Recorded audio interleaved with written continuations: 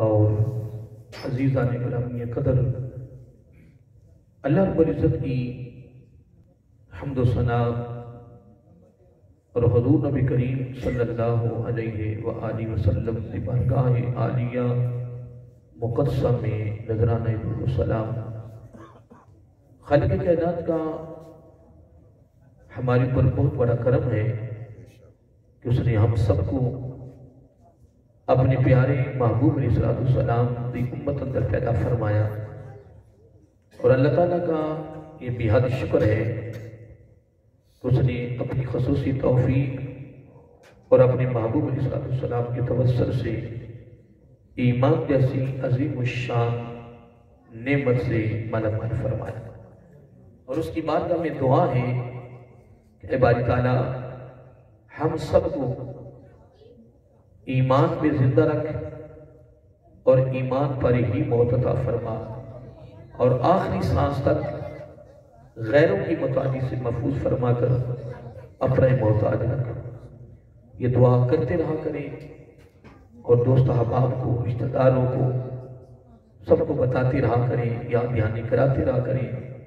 یہ بڑی خصوصی دعا ہے جو حضور نبی کریم علیہ السلام نے اپنی امت کی محبت میں، پیار میں، شفقت میں، فکر میں، درد میں، امت کی کامیابی کے لیے، خاتمہ بالخیر کے لیے اور اگلی زندگی کا آغاز ایمان سے ہونے کے لیے خوبصورت تحفہ دیا ہے۔ تو آج کی تقریب سعید سے یہ خوبصورت ہیرا اپنے دامن میں رکھ لیں اور پوری زندگی اللہ تعالیٰ کی بارگاہ میں بس دعا کرتے رہا کریں۔ کیا پتہ کسی وقت بھی یہ دعا قبول ہو سکتی ہے، تو پھر اس کا فائدہ یہ ہوگا کہ اگلی زندگی جس کا کوئی کنارہ نہیں ہے اس کا آغاز ایمان سے ہوگا۔ تو میرا آقا علیہ السلام نے فرمایا جس کا اگلی زندگی کا آغاز، ابتدا ایمان سے ہو گیا، الحمدللہ وہ ہمیشہ ہمیشہ کے لیے جنتی ہو گیا۔ تو کلمہ پڑھ کے دنیا سے جانا یہ جنتی ہونے کی علامت ہے، بڑی خوبصورت سند ہے، نشانی ہے۔ تو اللہ تعالیٰ ہم سب کو یہ دعا کرنے کی توفیق عطا فرمائے۔ محترم حافظ صاحب نے اپنے گھر میں آقا علیہ السلام کے سگے چچا کے بیٹے اور آقا علیہ السلام کے داماد امیر المومنین حضرت علی مرتضیٰ حیدر قرار بابی مدینۃ العلم سارے کہو رضی اللہ تعالی عنہ، ان کی یاد میں، ان کی محبت میں، ان کے ذکر میں ایک بڑی خوبصورت محفل سجائی ہے۔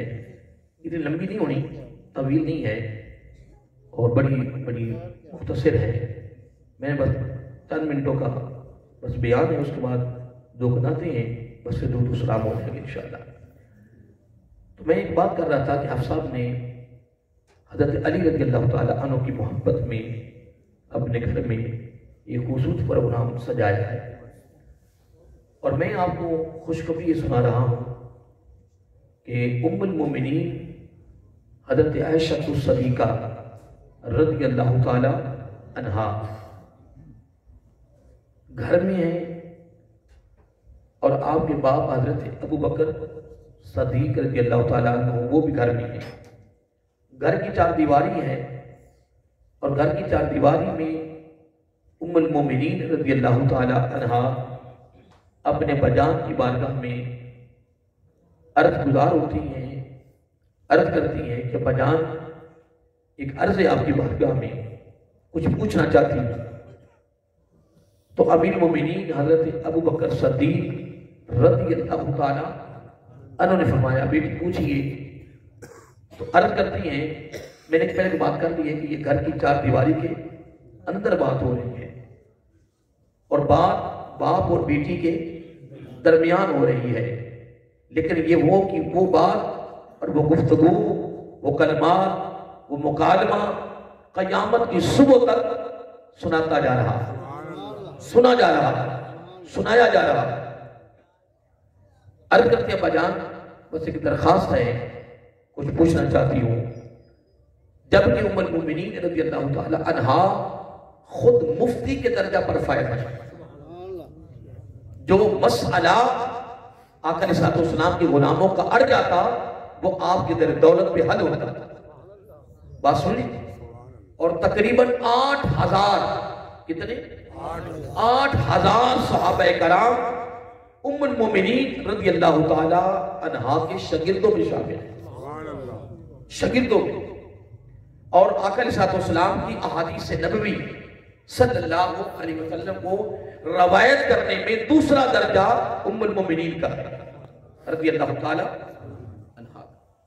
دوسرا درجہ دوسرے نمبر پہ. پہلا درجہ حضرت ابو ہریرہ رضی اللہ تعالی عنہ کا ہے اور دوسرا درجہ آپ کا ہے. اور فتویٰ چلتا تھا. کیا آپ کا فتویٰ چلتا تھا.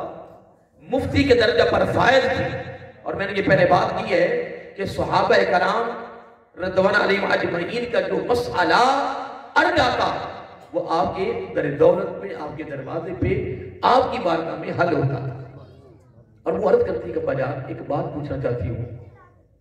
تو آپ فرمانے کی بیٹی پوچھئے. عرض کیا کہ بجان جس مجلس میں آپ ہوتے ہیں اور حضرت علی بھی ہوتے ہیں رضی اللہ تعالیٰ عنہ میں نے وہاں منظر دیکھا ہے.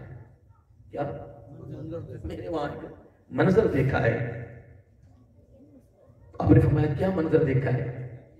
لیکن جس مجلس میں آپ ہوتے ہیں بجان اور حضرت علی ہوتے ہیں رضی اللہ تعالیٰ عنہ جس میں علی ہوں اور آپ بھی ہوں اور جس میں آپ ہوں اور حضرت علی بھی ہوں رضی اللہ تعالیٰ اس میں نے یہ منظر دیکھا ہے کہ گفتگو بھی ہو رہی ہوتی ہے پروگرام بھی چل رہا ہوتا ہے لیکن آپ کی نگاہ حضرت علی کے چہرے پہ ٹکی رہتی ہے مسلسل لگاتار متواتر ٹکی کے ساتھ.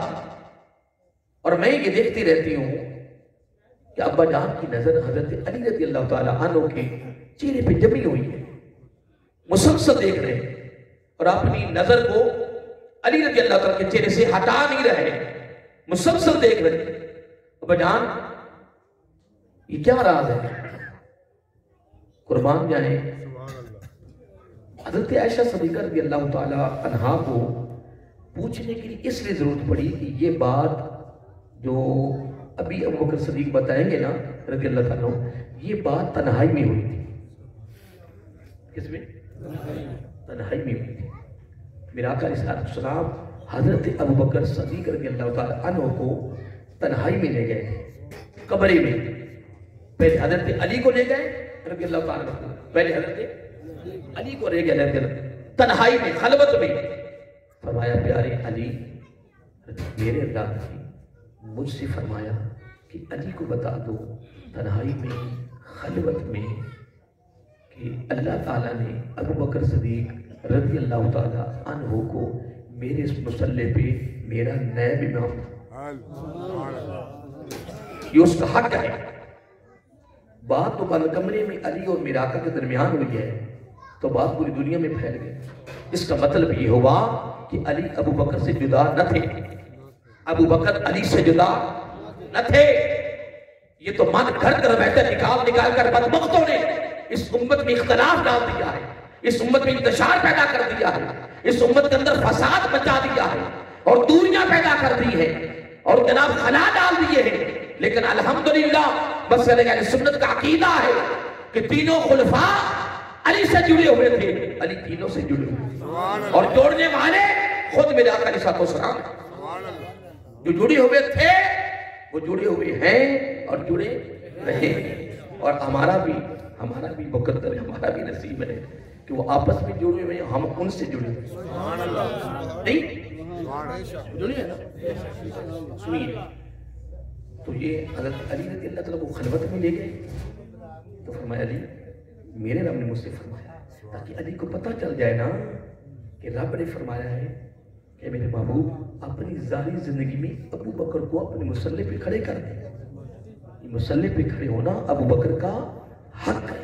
اللہ ادھر پھر حضرت ابو بکر صدیق رضی اللہ تعالیٰ کو خلوت میں لے گئے, تنہائی میں لے گئے. تو میں ابو بکر کے ساتھ بات کرنا چاہتا ہوں, کچھ کہنا چاہتا ہوں. آقا حکم، فرمایا خلوت میں چلو، تنہائی میں چلو، تنہائی میں لے گئے، فرمایا میرے رب نے مجھ سے فرمایا ہے کہ ابو بکر کو فرما دو. بڑی راز کی بات ہے، بڑی راز کی بات ہے.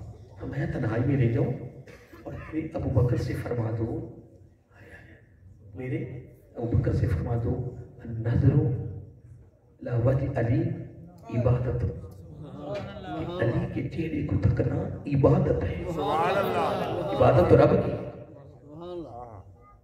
جب مصلی پہ کھڑے ابو بکر کرنے لگے تو رب کا فرمان ان کو سنا دیا، اور پھر ساتھ علی رضی اللہ تعالیٰ کو یہ بھی خوشخبری سنا دی کہ تیرا مقام یہ ہے کہ تیرے چہرے کو تکنا رب کی عبادت ہے.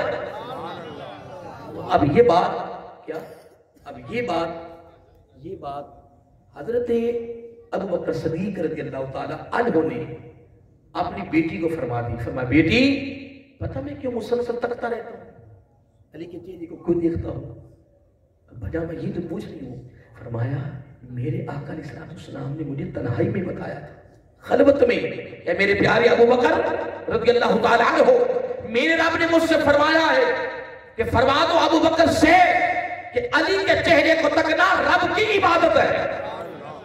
جو چاہتا ہے کہ رب کے قریب ہو جاؤں، رب کا قرب، رب کی خوشنودی، رب کی رضا مجھے مل جائے، رب مجھے اپنی قرب اور رضا کا سرٹیفکیٹ دے، رب کے قریب ہو جاؤں، قربت مل جائے، تو پھر وہ علی کے چہرے کو تکے، تو علی کے چہرے کو تکتا رہتا ہے، وہ رب کے قریب ہوتا ہے. لیکن وہ بھی حضرت عائشہ صدیقہ تھی رضی اللہ تعالیٰ، انہوں نے کمال کر دیا. عرض کیا ابا جان، تو ایک آدمی سامنے